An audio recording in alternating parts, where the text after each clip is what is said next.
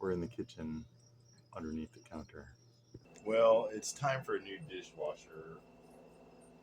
And I have to admit, this is a project I've been afraid to do. So much so that I reached out to a local plumber. Unfortunately, we haven't been able to schedule him visiting. So it's time for me to get started on it. First, I gotta remove this guy. I think I need to. Oh, well, the first thing I did was cleaned out under here so that we have some more room to work. And I think I'm gonna get a work light. I'm gonna turn off this water here. That seems to be supplying over there. I hope that's not supplying the rest of the house, and I doubt it. For power to the dishwasher. Let's see. This is number 14. It may or may not be right. So now that I've got the power out and the water turned off, now most situations probably won't have this same water situation under there. I'm gonna need, I don't know whether this runs directly into the washing machine. That's probably like an old copper line right there. It's what was going to some of the sinks before, and I hope I can work with it. Otherwise, I'm gonna need a new supply line there. First, I gotta remove this trim I put down here. I'm gonna be removing these pieces right here, as that seems to be kind of like the final step in a lot of installation videos. Area around it prepared. I picked up the carpet, putting down this cardboard in the hopes that I can somehow slide it out of there onto the cardboard and not scratch the floor.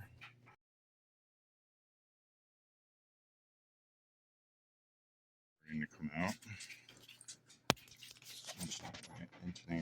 It's kind of hung up around this amount. Oh, wait, let me get. Okay, it seems to be a bit hung up around this far out. So I'm looking in here and I can see that copper supply line coming out right there and feeding a more modern supply line into the dishwasher. So I'm wondering if I need to uncouple that right there in order to get some distance. This side, I can see that it's the electrical line that's not long enough, and over here is an easier place to disconnect the water. So I'm going to get that out first. We're disconnected. I was able to get this out enough to see back here, and I can see that the electrical situation is leading back behind the fridge, which is a pain in the neck to pull out. So I'm going to disconnect the electrical. I imagine I'm going to be pulling out that fridge at some point. But that looks like a pretty serious conduit right there. So it might just be that I have that this here is the junction box. And I might just have to put a new junction box in here. Let's see. This is the plug situation going on down here, I think. No, I don't think that is a plug. I think that's a junction. So I do need to disconnect it over on the side of the dishwasher. I guess I pulled out the fridge for nothing, but well, I guess I get the thing behind the fridge. Okay, I finally broke down and watched a how to take out your dishwasher video on YouTube. Thank you, DIY Power Couple. Great second video I watched. It was the right one to watch. And in that I learned I never needed to pull this fridge out at all. This is the proper wiring set up there. What I needed to do was pull the access panel, pull the panel off the front here, come into the electrical box from the front, and disconnect everything. I got the drain disconnected. I had to turn this guy here to make better access to the things, which made me realize just how kind of loosely secured that is, but I think it's okay. Cleaning off under here, I realize we're looking at the original 1970s decor in here, and this must be the original linoleum and wallpaper in here. Must have matched this, the avocado oven and stove top, which isn't here anymore, quite nicely. Yep. My next step is opening this box. I read the top directions. It says cut it at the corners, leave the bottom in place for sliding it around. And yeah. Then there's something about the how to connect it, hardwire it. I'm gonna have to kind of open that up and see what on earth they're talking about. Number one, it says read the directions, so maybe I should start with that. It would seem that what I'm gonna need to do is take this line here, which comes from there, and put in this junction box, which seems a little bit like pain in the neck ski.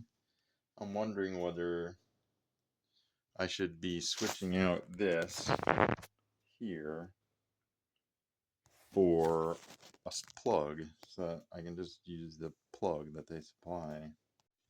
So I'm running into an issue. I'm supplied with this junction box, and in theory I imagine this junction box is supposed to screw to a wall in the next cabinet over, which is where in theory the power is coming from. However, my power is coming from here, and the fridge slides up against that, and the dishwasher slides into here.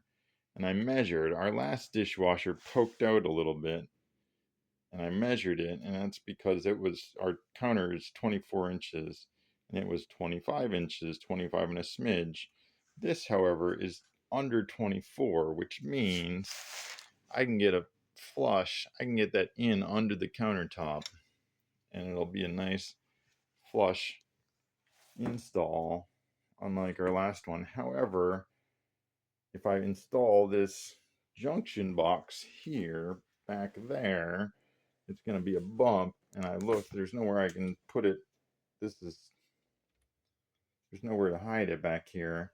What I realize I can do is cut a hole right here, stuff it under the floor.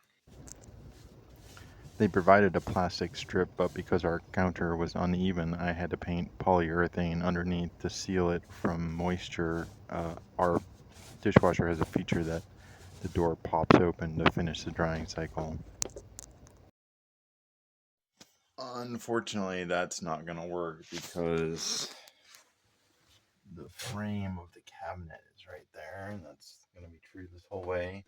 Now I'm considering, well, do I cut a hole further up, root everything through, and then mount it back here, or do I take advantage of a void in the side of this thing and throw everything in here?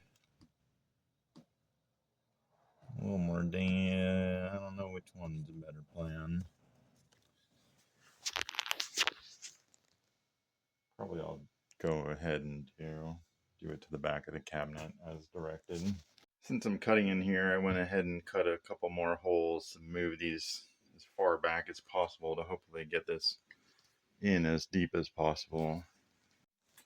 Okay, now that I've cut two wonderful, beautiful holes in that wall to route the electrical through, I'm looking at this cable and I'm saying, geez, that's not that long. And I'm looking at this space and I'm like, where else can I do? And I'm like, well, if I shoved it in that cavity, I guess I could loop this guy up in here and tuck it in that space. And I'm like, oh, that space.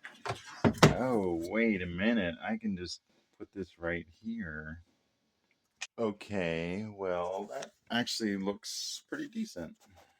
All right, I kind of hate the videoing at this moment, but here we go. Moment of truth. I'll turn on the water.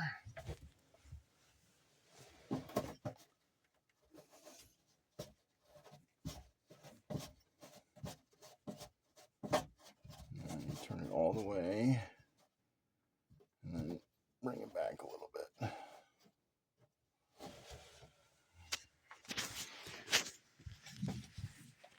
And looking back here,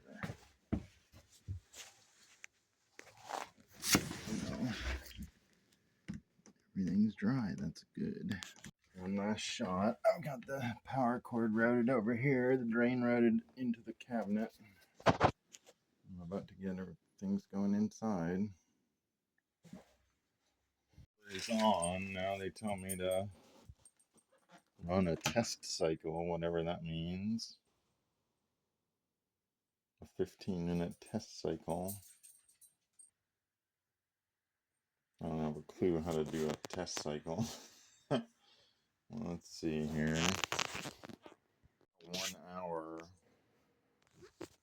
I guess I'll try to turn it off partway through.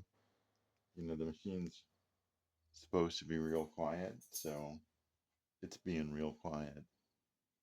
That might mean it's working. This little light is on, but it's not like showing number of minutes counting down or anything. Both the cats are really curious about these new noises.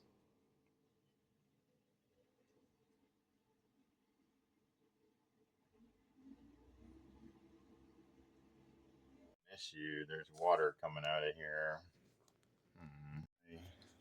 I don't know what the problem is, but I wouldn't be surprised to find myself replacing this sometime in the next couple days or tomorrow.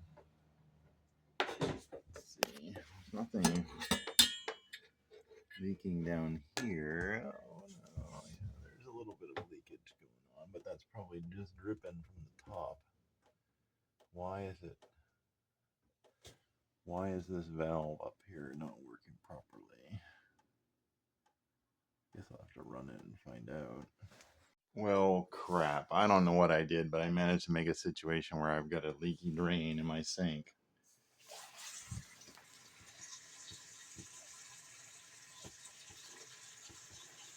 Got this cross piece here, and this is clearly falling apart. This is what I should have done when I first did this repair a few years ago, which is go out and find the right part and then take it apart the right way. Okay, I wound up backtracking my miracle piece from Home Depot. Didn't have the right inlet size. So I bought a new piece. It's plastic. Cut it as short as I could, but I got a problem here, which is that pipe ain't sloping downward.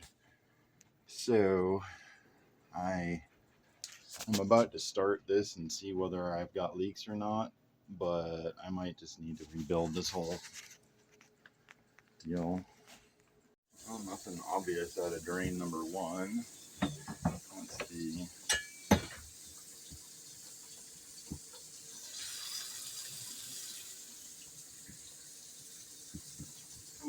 Might be a little something there. Number 2, also dry.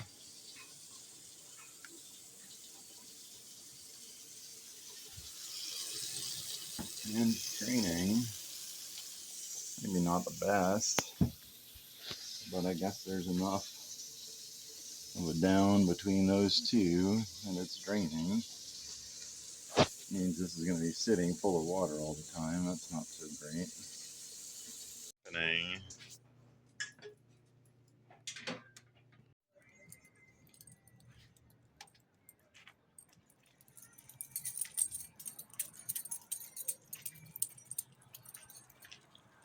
Nice job. Thanks for watching. Remember to like and subscribe, and see you next time.